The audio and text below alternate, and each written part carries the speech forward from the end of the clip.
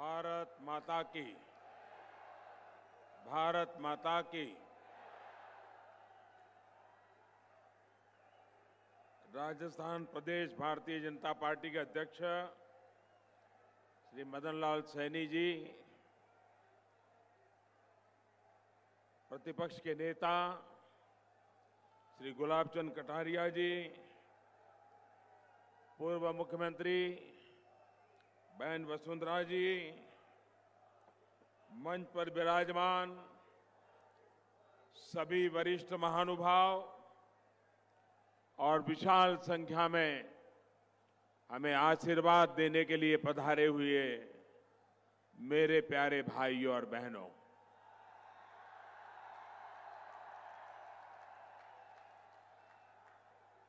जय श्री डिग्गी कल्याण धणी जी,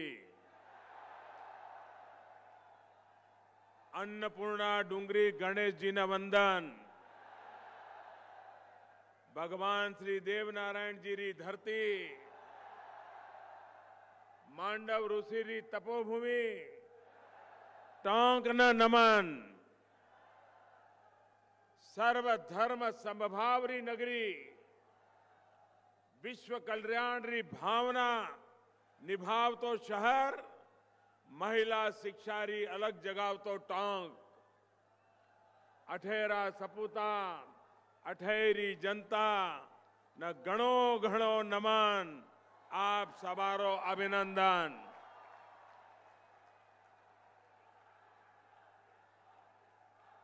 मैं सबसे पहले तो भारतीय जनता पार्टी की तरफ से आपकी क्षमा चाहता हूं, क्योंकि मैं हेलीकॉप्टर से देख रहा था ये मंडप के अंदर जितने लोग हैं उससे 2 गुना ज्यादा लोग बाहर धूप में तप रहे हैं। जो बाहर धूप में तप रहे हैं, हमारा ये पंडाल छोटा पड़ गया। जो धूप में तप रहे हैं उनको जो असुविधा हुई है उसके लिए मैं भारतीय जनता पार्टी की तरफ से उनकी क्षमा मांगता हूं। भाइयों और बहनों, टोंक और सवाई माधोपुर की धरती से मैं पुलवामा में बलिदान होने वाले वीर शहीदों को नमन करता हूं और इसमें राजस्थान तो कभी पीछे नहीं होता है। इस शहादत में भी राजस्थान के वीरों ने अपनी बहादुरी दिखाई है, मैं उनको भी नमन करता हूं। मैं इन वीर सपूतों को जन्म देने वाली माताओं और उनके परिवार को कृतज्ञ राष्ट्र की तरफ से फिर से अपनी संवेदना व्यक्त करता हूं। आप सभी ने राष्ट्र रक्षा के लिए बहुत बड़ा त्याग किया है। आप जैसे लाखों परिवारों के साहस और बुलंद हौसले के कारण ही भारत आज सीना तानकर विश्व पटल पर खड़ा है। साथियों, संपूर्ण देश तो आपके साथ है ही, आज पूरा विश्व भी आपके साथ है। दुनिया के ज्यादातर देश, दुनिया की हर बड़ी संस्था आज पुलवामा में करवाए गए आतंकी हमले के खिलाफ एकजुट है, एक स्वर से बोल रही है। मुझे अपने वीर जवानों पर गर्व है जिन्होंने 100 घंटे के भीतर ही अपने साथियों पर हुए हमले के एक बड़े गुनहगार को वहां पहुंचा दिया जहां उसकी जगह थी। सीमा पार डटे सैनिकों पर, मोदी सरकार पर और मां भवानी के आशीर्वाद पर भरोसा रखिए। इस बार सबका हिसाब होगा, हिसाब पूरा होगा।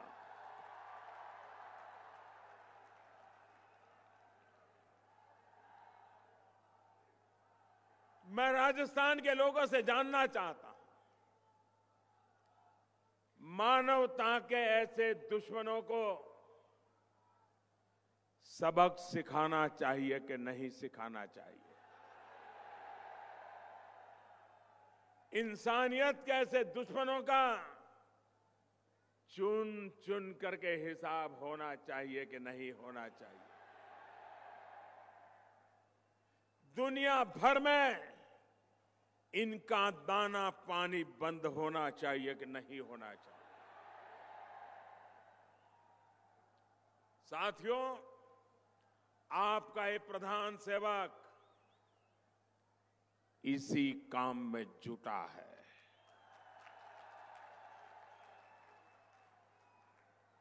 दुनिया में तब तक शांति संभव नहीं है जब तक आतंक की ये फैक्ट्री ऐसे ही चलती रहेगी।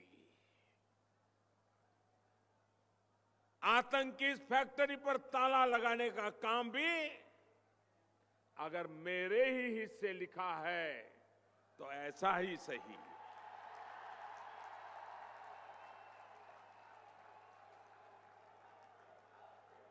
आज आतंक के विरुद्ध पूरी दुनिया में एक व्यापक मत बन चुका है। आतंक के गुनहगारों को सजा देने के लिए हर मोर्चे पर मजबूती के साथ हम आगे बढ़ रहे हैं। ये संकल्प सिर्फ मोदी का नहीं है, 130 करोड़ हिंदुस्तानियों का है। क्योंकि ये राजनीति से ऊपर राष्ट्र नीति का, राष्ट्र की सुरक्षा और स्वाभिमान का सवाल है। भाइयों और बहनों, पुलवामा हमले के बाद आपने भी देखा है कि कैसे एक एक करके पाकिस्तान का हिसाब लिया जा रहा है। हमारी सरकार के फैसलों की वजह से वहां हड़कंप मचा हुआ है। देश में रहते हुए अलगाववाद को हवा दे रहे लोगों पर भी कार्रवाई सख्त हुई है और सख्त होती रहेगी। साथियों, अब ये बदला हुआ हिंदुस्तान है। ये दर्द सरकार चुपचाप नहीं, ये दर्द सह करके हम चुपचाप नहीं बैठते। हम आतंक को कुचलना भी जानते हैं। ये नई रीति और नई नीति वाला भारत है। लेकिन मैं आज राजस्थान की इस वीर धरती से मैं देश के आक्रोश से भरी हुई जनता को, विशेषकर युवाओं से भी कुछ आग्रह करना चाहता हूं। सेना को हमने पूरी तरह खुली छूट दे दी है।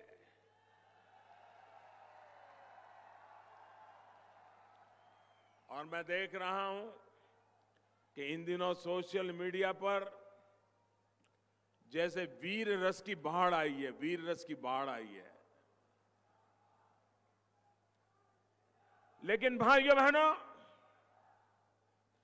हमारी लड़ाई आतंकवाद के खिलाफ है, मानवता के दुश्मनों के खिलाफ है।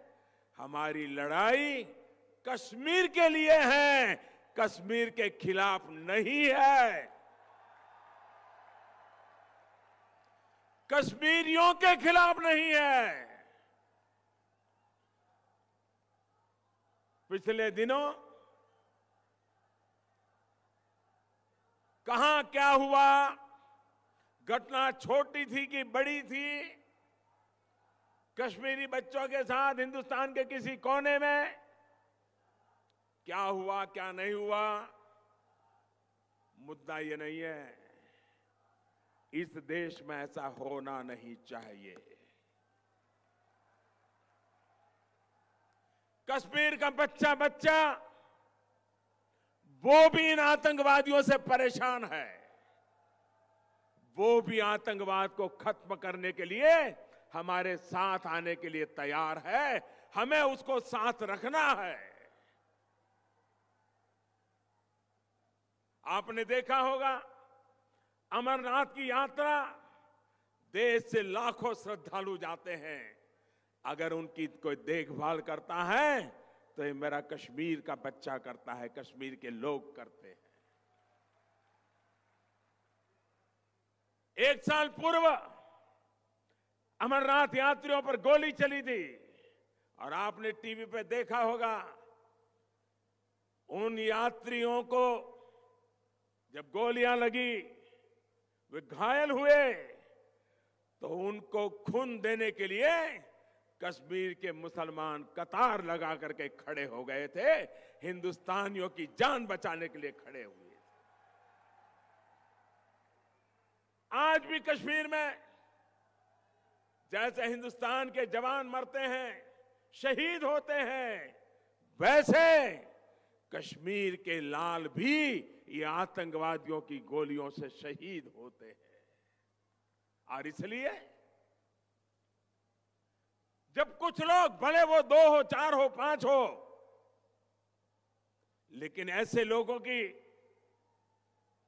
ऐसी हरकतें उन लोगों को ताकत देती है जो भारत तेरे टुकड़े होंगे गैंग वालों को आशीर्वाद देने जाते हैं। भारत तेरे टुकड़े होंगे इंशाअल्लाह इंशाअल्लाह, ये नारा देने वाले लोगों को, आशीर्वाद देने वालों को ताकत देने का पाप मेरे देश का कोई नागरिक नहीं करेगा।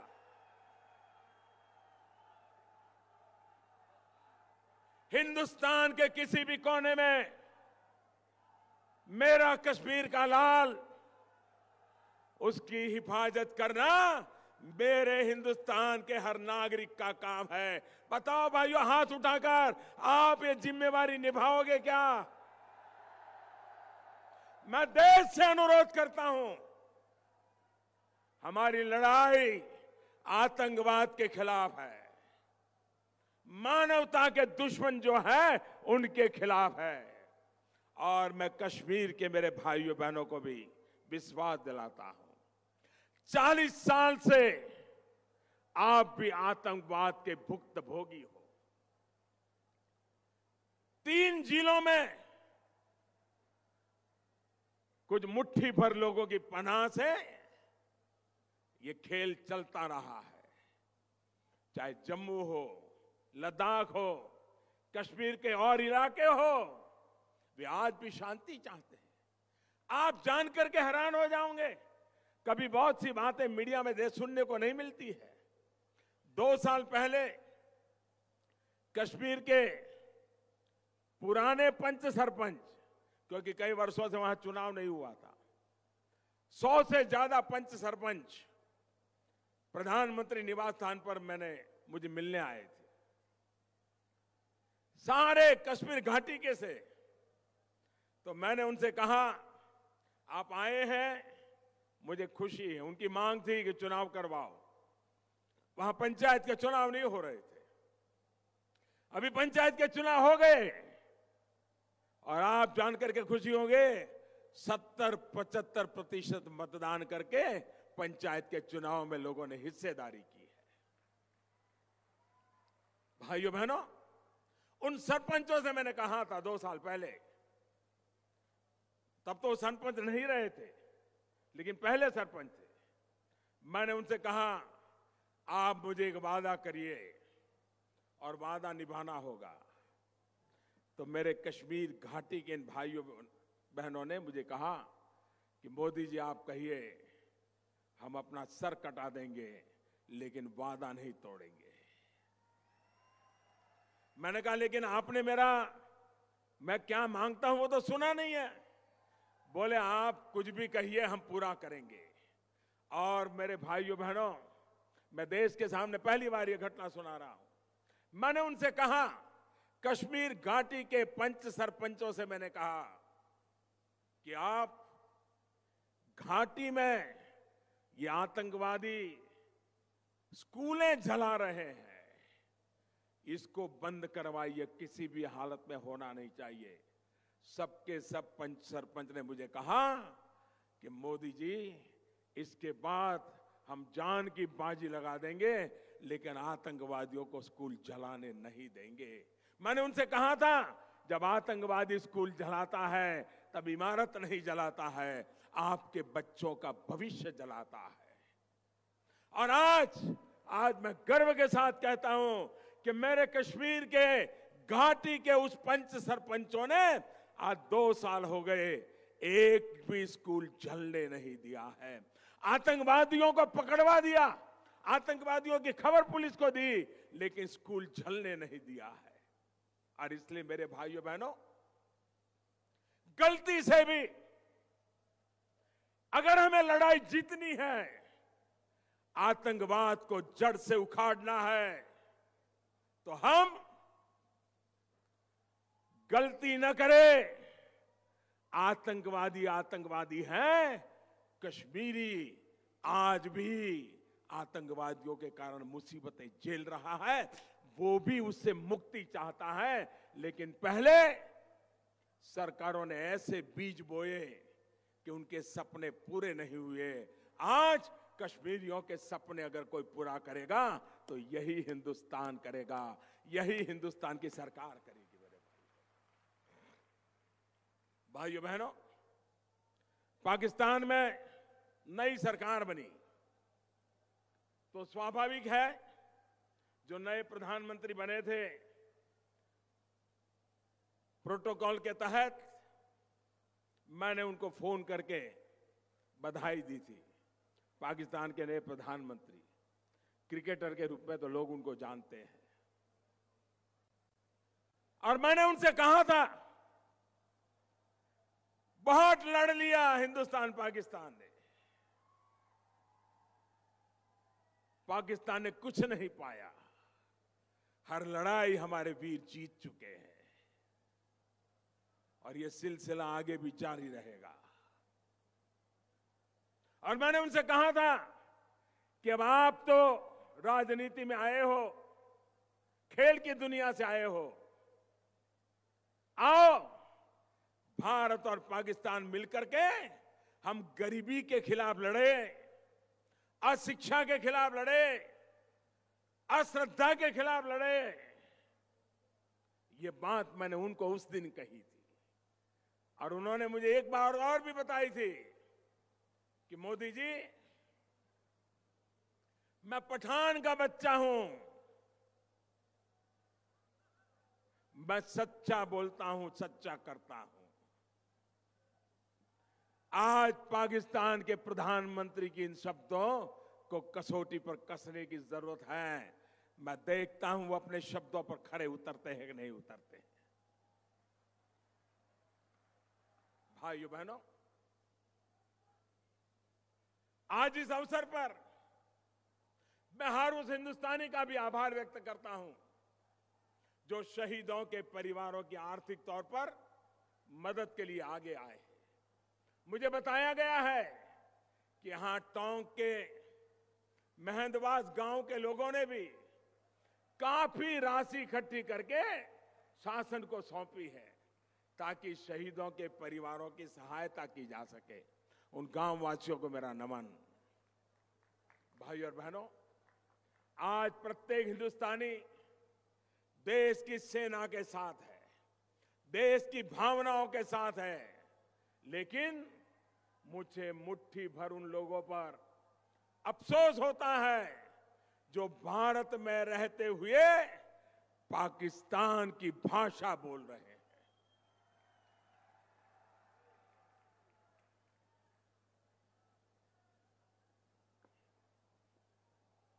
भाई और बहनों, ये वही लोग हैं जो पाकिस्तान जाकर कहते हैं कुछ भी करो लेकिन मोदी को हटाओ। ये वही लोग हैं जो मुंबई हमले के बाद आतंक के सरपरस्तों को जवाब देने की हिम्मत नहीं दिखा पाए थे। ऐसे लोग न देश के जवान के हैं और न ही देश के किसान के हैं। यही इसी राजस्थान में इन्हीं लोगों ने कहा था कि अगर सत्ता में आए तो 10 दिन में किसानों का कर्ज माफ कर देंगे। ऐसा कहा था ना? 10 दिन पूरे हो गए क्या? उनके तो कैलेंडर में 10 दिन पूरे होते ही नहीं है। 55 साल एक परिवार ने राज किया तो भी उनको लगता है कि वो कुछ करने के लिए कुछ और चाहिए। भाइयों बहनों, आप बताइए, क्या वादे के मुताबिक कर्ज माफी हुई क्या? जरा पूरी ताकत से बताओ, देश सुने। क्या कर्ज माफी हुई क्या? 10 दिन का वादा किया था कि नहीं किया था? और अभी हमारे विपक्ष के नेता गुलाब चंद जी कटारिया बता रहे थे कि जरा हिम्मत है तो आंकड़े घोषित करो, आंकड़े घोषित करो। कितना रुपया दिया, किस किसान को दिया, नहीं करेंगे। ये झूठ बोलना इनकी फितरत में है जी। क्या ये बड़ी बड़ी बातें करने वालों ने अपना वादा निभाया क्या? भाइयों और बहनों, इन लोगों की कर्ज माफी की कलई भी हर प्रकार से हर रोज खुल रही है। देश के किसानों से विश्वासघात करने का इनका तरीका अब पूरी तरह खुल करके सामने आ गया है। साथियों, जुबानी जमा खर्च करने वालों को राजस्थान की परंपरा का भान नहीं है। ये वो राजस्थान की धरती है, यहां जुबान की क्या कीमत होती है ये आज के ये लोगों को पता तक नहीं है। राजस्थान एक बार जुबान दे देता है तो जुबान के लिए जिंदगी दे देता है। लेकिन बोल दिया 10 दिन, बोल दिया, अब कुछ नहीं, खो गए। उन्होंने जो किया वो उनका कर्म है। भाजपा का, केंद्रीय सरकार के संस्कार अलग है। हमारी सरकार जो वादा करती है वो निभाती भी है। हमने किसानों से एमएसपी लागत का 1.5 गुना समर्थन मूल्य देने का वादा किया था। उसको पिछले ही साल पूरा किया जा चुका है। इस बजट में हमारी सरकार प्रधानमंत्री किसान सम्मान निधि नाम से एक ऐतिहासिक योजना भी लेकर आई है। ये वैसी योजना नहीं है जैसी कांग्रेस हर 10 वर्ष के अंतर पर लाती है। आपको याद होगा, कांग्रेस साल 2008 में कर्ज माफी लेकर आई थी और चुनाव के पहले कर्ज माफी का उनको बुखार आता है और कहने के लिए 50-55 हजार करोड़ रुपए का कर्ज माफ किया गया था।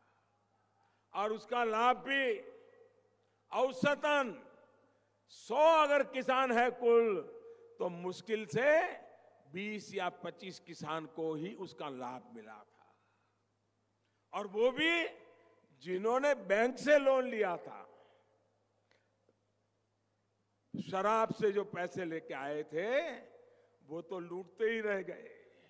साथियों, हमने जो योजना बनाई है उससे देश के औसतन 100 में से लगभग 90 किसानों को सीधा लाभ मिलने वाला है।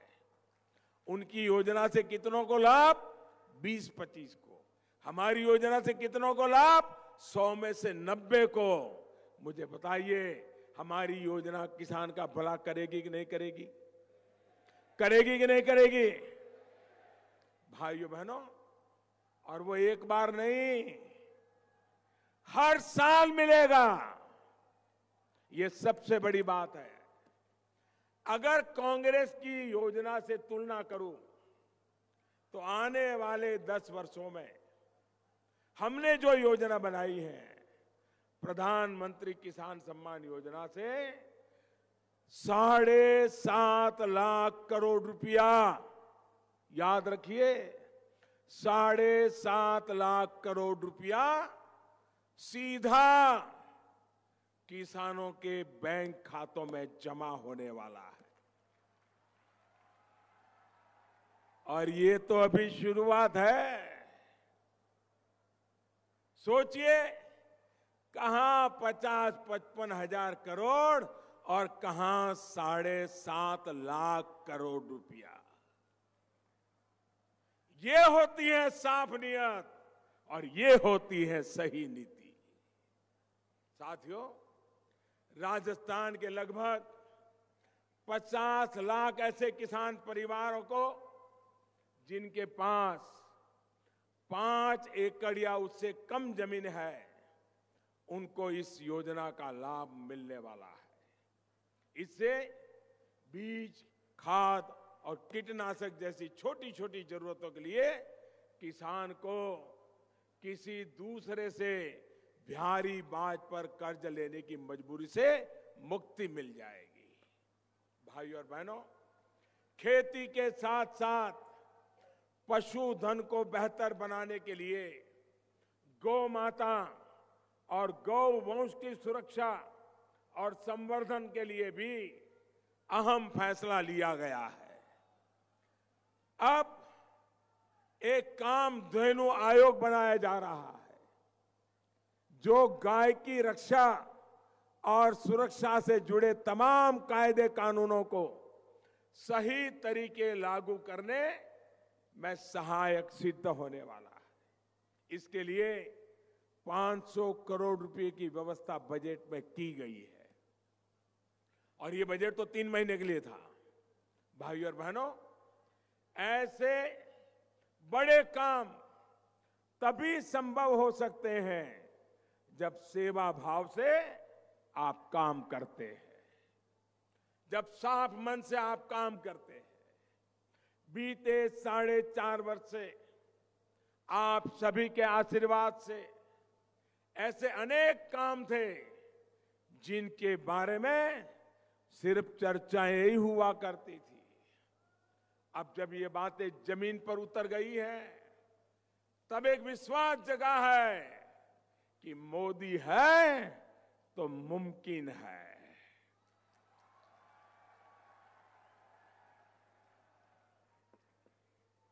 साथियों, राजस्थान के मेरे भाइयों बहनों और खासकर मेरे फौजी भाइयों को याद होगा कि कैसे 40 साल से उन्हें 1 रैंक 1 पेंशन के नाम पर झूठे दिलासे दिए गए। सिर्फ 500 करोड़ रुपए की बातें करके कहा गया कि 1 रैंक 1 पेंशन लागू हो जाएगा, लेकिन फिर भी किया नहीं। 40 साल आज जवानों के नाम पर आंसू बहाने वाले लोगों को उनके मुंह में शब्द शोभा नहीं देते। ये हमारी सरकार है जिसने वन रैंक वन पेंशन लागू किया और 20 लाख पूर्व फौजियों को लगभग 11,000 करोड़ रुपए के एरियर भी दे दिए। ये काम इसलिए हुआ क्योंकि मोदी है तो मुमकिन है। भाइयों और बहनों, आप मुझे बताइए, क्या कोई सोच सकता था कि ऐसी सरकार आएगी जो गरीब की रसोई से धुएं खत्म करने के लिए काम करेगी? लेकिन उज्ज्वला योजना के तहत राजस्थान के करीब करीब 50 लाख गैस कनेक्शन देकर हमने ये भी संभव कर दिखाया। ये भी काम हुआ है क्योंकि मोदी है तो मुमकिन है। साथियों, हमारे देश में गरीबों को घर देने की योजनाएं भी कई दशकों से चलती रही थी, लेकिन गरीबों को घर के लिए ठोस काम नहीं हुआ। पहले की सरकारों के समय एक एक घर बनने में 3-3 साल लग जाते थे। अब हमारी सरकार 2022 तक देश के हर बेघर को पक्का घर देने पर तेज गति से आगे बढ़ रही है। 4.5 साल में 1.5 करोड़ से ज्यादा गरीब परिवारों को पक्के घर की चाबी दे दी जा चुकी है। हम लक्ष्य की तरफ बढ़ रहे हैं और इससे पाकर रहेंगे, क्योंकि मोदी है तो मुमकिन है। साथियों, क्या कोई सोच सकता था कि सिर्फ 4-4.5 साल में राजस्थान के 2.5 करोड़ गरीबों के बैंक खाते खुलवाए जाएंगे? ये हुआ है क्योंकि मोदी है तो। इसी तरह क्या कोई सोच सकता था कि सिर्फ 1 रुपये महीना और 90 पैसे प्रतिदिन के प्रीमियम पर गरीबों को 2-2 लाख रुपए का बीमा सुरक्षा कवच मिलेगा? लेकिन ये भी हुआ है और राजस्थान के करीब करीब 70 लाख गरीब परिवार इससे जुड़े हैं। ये काम हुआ है क्योंकि मोदी है तो। साथियों, सरकारी सेवा और शिक्षण संस्थाओं में सामान्य वर्ग के गरीब बच्चों को आरक्षण का मामला ही लीजिए। दशकों से इसको लेकर मांग हो रही थी, लेकिन संविधान में संशोधन जैसा गंभीर प्रयास किसी ने नहीं किया।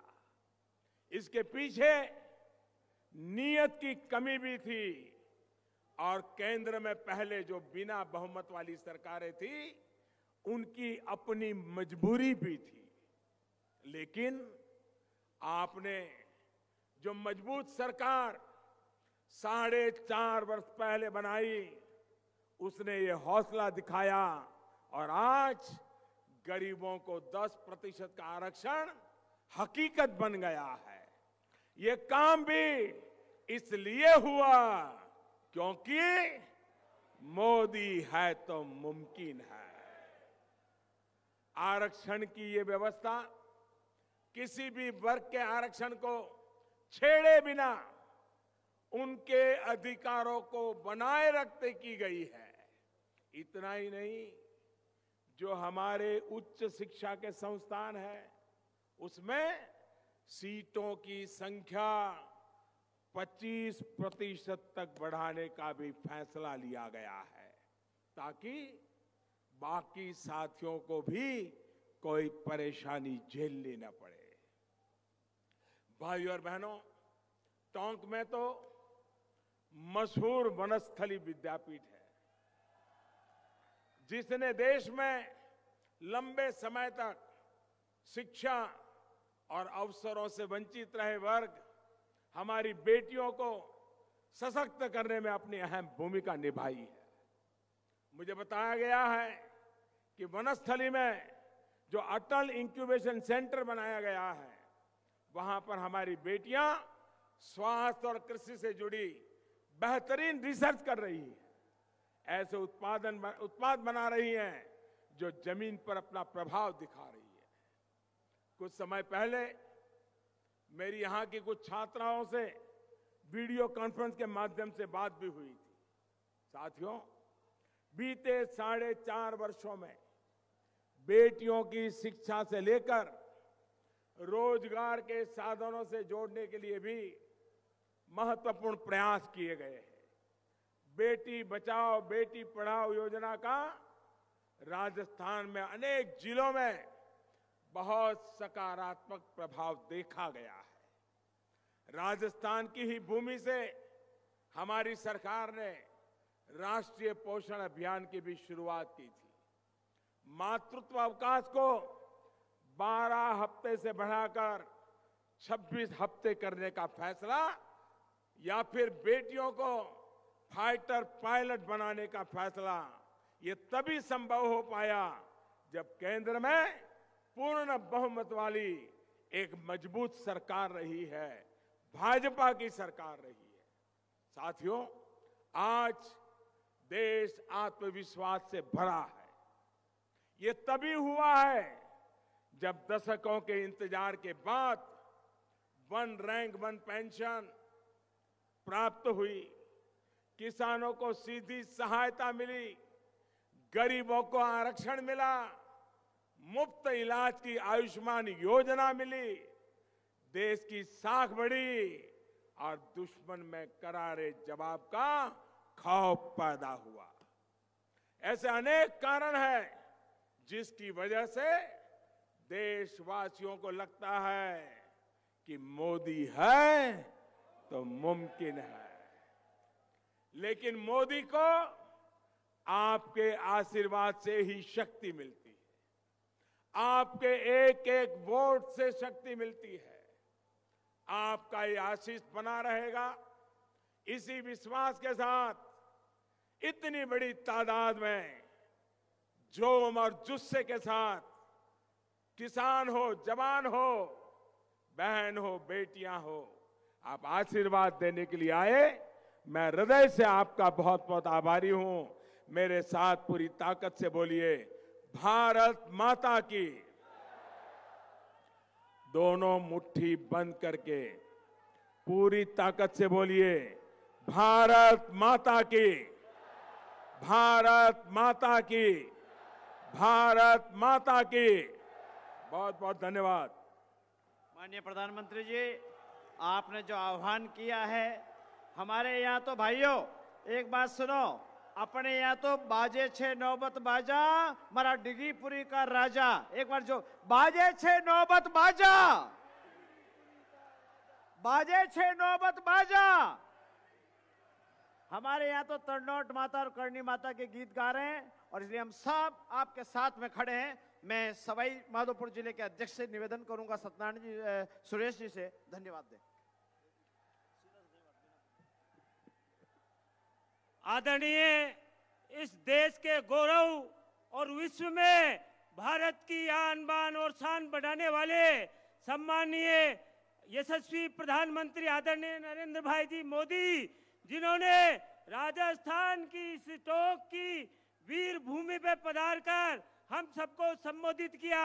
इस अवसर पर राष्ट्रीय एवं प्रदेश के सभी पदाधिकारीगण पधारे हुए, दोनों जिलों के समस्त कार्यकर्ताओं को, युवा साथियों को, माताओं बहनों को बहुत बहुत हार्दिक धन्यवाद, हार्दिक आभार। भारत माता की।